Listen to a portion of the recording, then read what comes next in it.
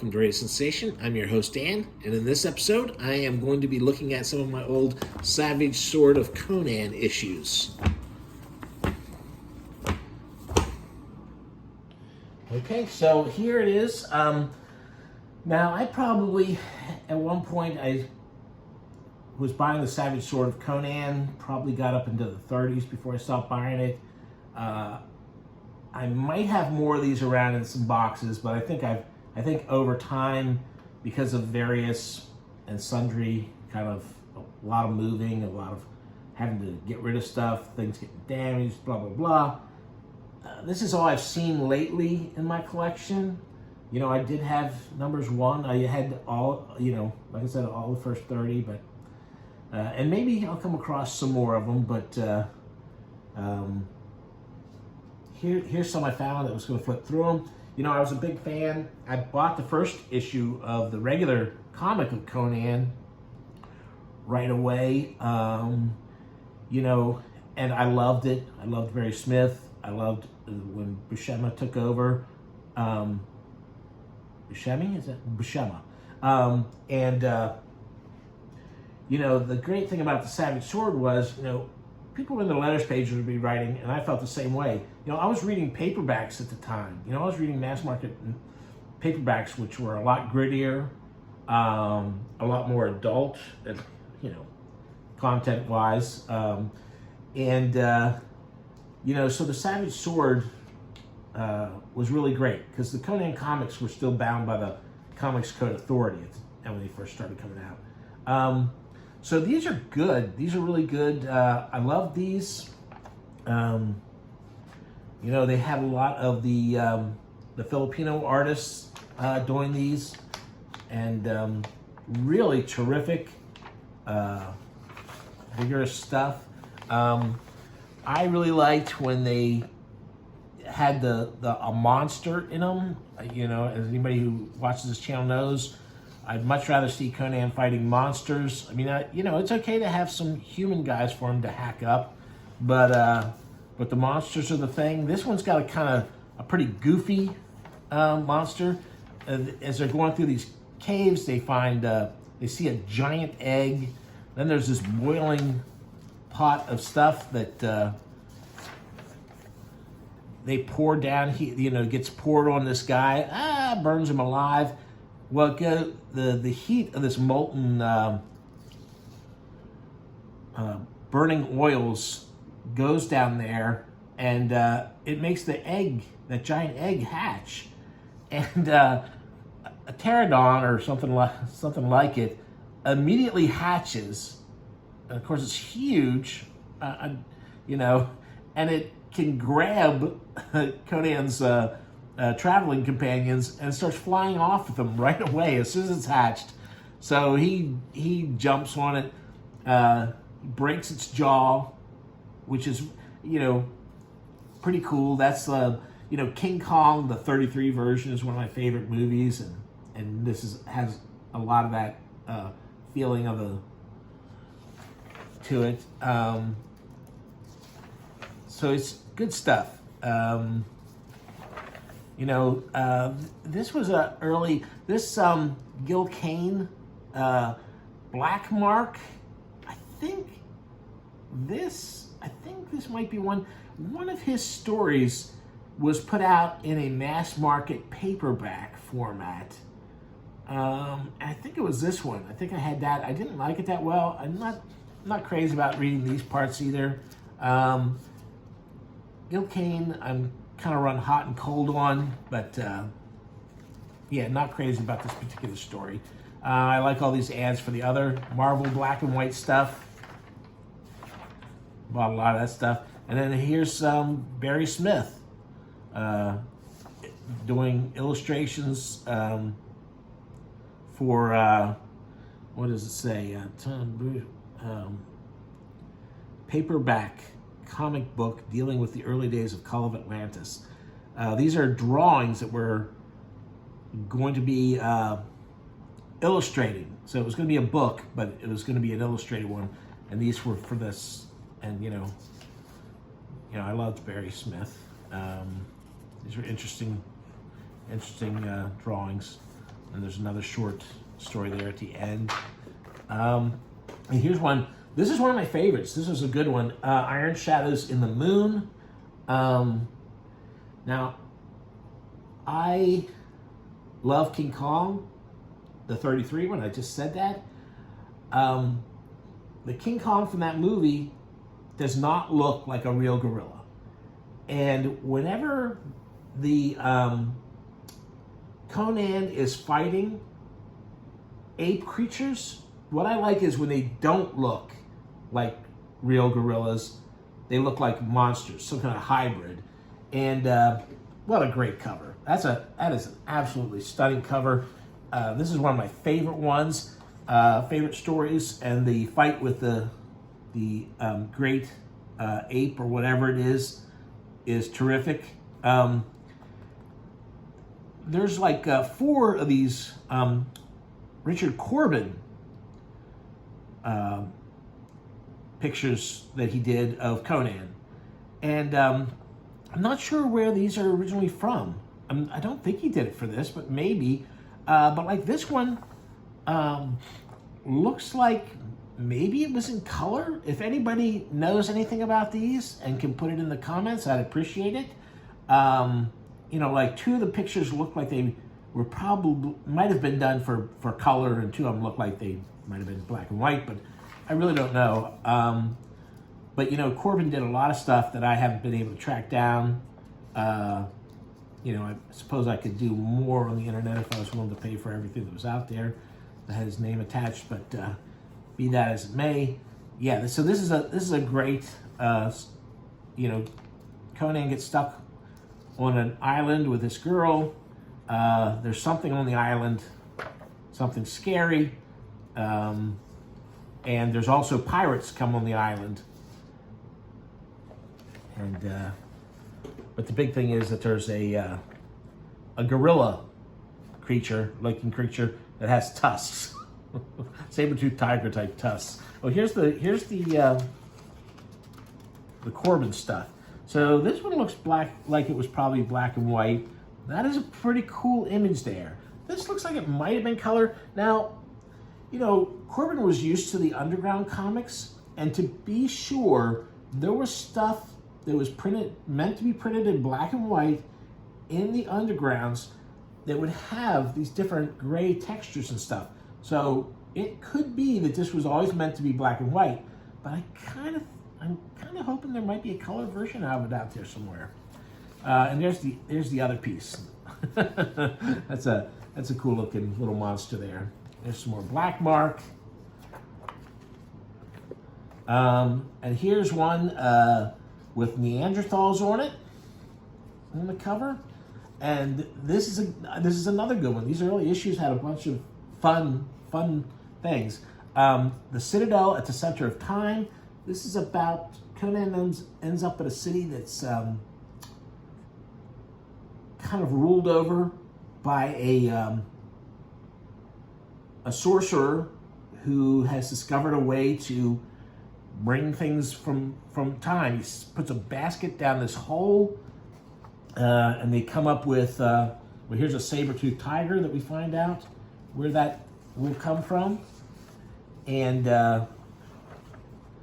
as it comes into the town, they see a giant crossbow in the middle of town. Shades of Seventh Voyage of Sinbad. Little foreshadowing there.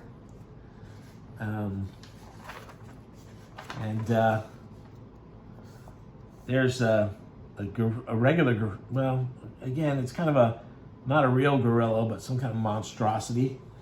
But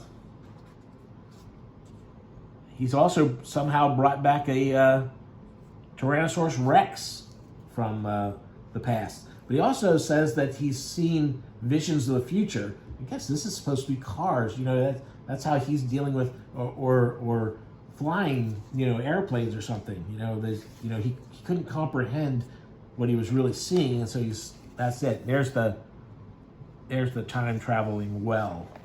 And then there's Neanderthals that he's brought up, that the guy has brought to be his own little private army. I won't ruin the end for you.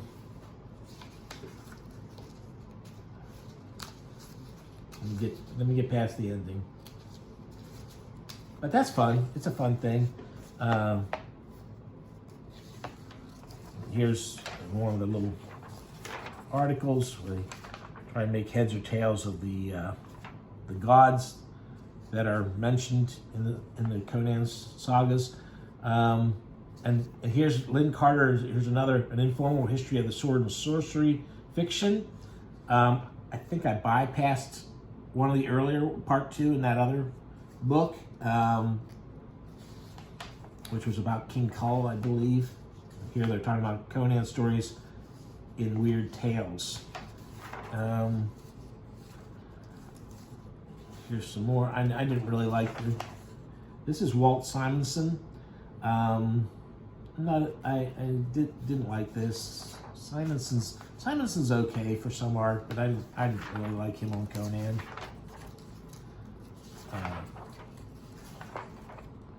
There's the letters pages.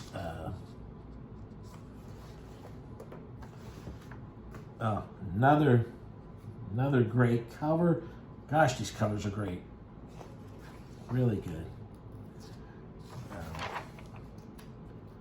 Haunters of Castle Crimson.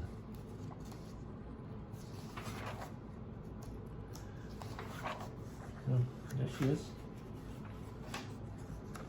She's saying Ishtar. I'm trying to remember what the I'm sure there's a monster in this one. Oh, it's an army of skeletons. Pretty cool. Pretty cool. So there's that.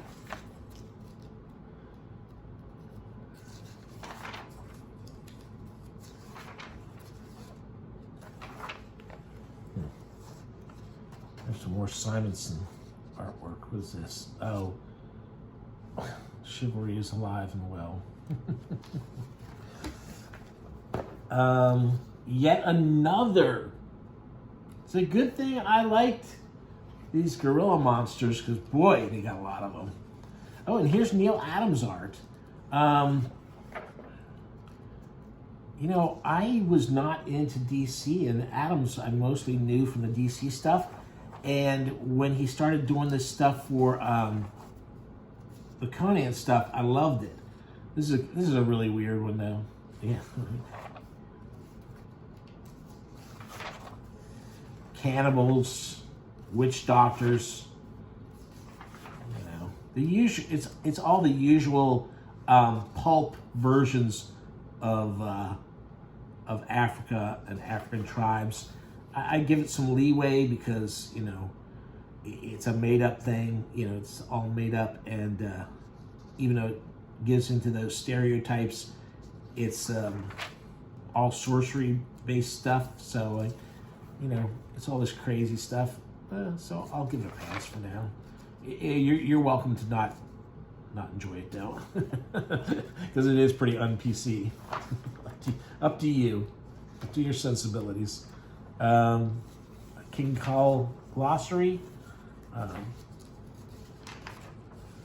Solomon Kane story. I like Solomon Kane too. I don't know these, you know, there's been a lot of comic versions of him, but a lot of times they because he's not a major character, they have let journeyman illustrators do a lot of the illustrations in the comics that Marvel had, and so some of them are, quite frankly, don't have very interesting art, at least not as far as I'm concerned. But I like that one. Definitely a good one. Woo! It's not a gorilla this time. There's a giant serpent in this one, and oh man, look at that! That is great. That is a really good. You know, they've done that giant serpent thing so many times too in Conan, and a lot of times it just does not seem like the snake has any weight. Doesn't capture the danger he might be under from the coils. This is really good. I'm enjoying that. And then there's more Simonson. There's also a big, the main thing is, oh yeah. there's a couple more things in there. A couple more dangers.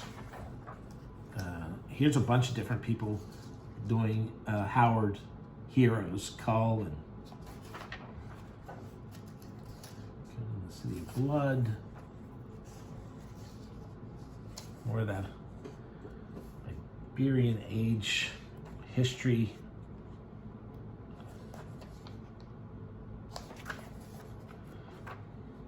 Anyway, yeah. Cool posters. And this is the final one I have here right now. All new Battle with the Death Wizards. Boy, this one kind of like doesn't have quite the classy edge those earlier ones, which looked more like the better pulps. This actually looks more like the coloring and the stylings of the eerie horror publications or something like that. It's not terrible, but it doesn't feel quite as classy. They started doing these, just having an art piece on the inside that doesn't really have anything to do with the stuff in the issues. This is really interesting. It looks like charcoal. It looks like charcoal or pastels or something. I don't know. That looks cool. That looks very cool.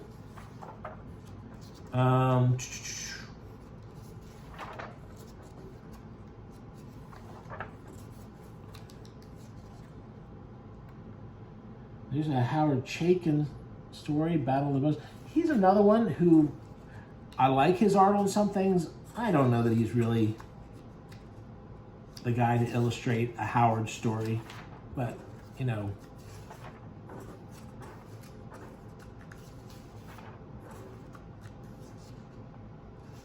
you have it. More cool artwork. Got about all these old ads. Some cool old ads. Okay. So anyway, that's just a quick look at some old Savage Sword of Conans. Hope you enjoyed looking at them. Like I said, if anyone knows where those Corbin pictures came from or where I might see them reproduced differently, let me know.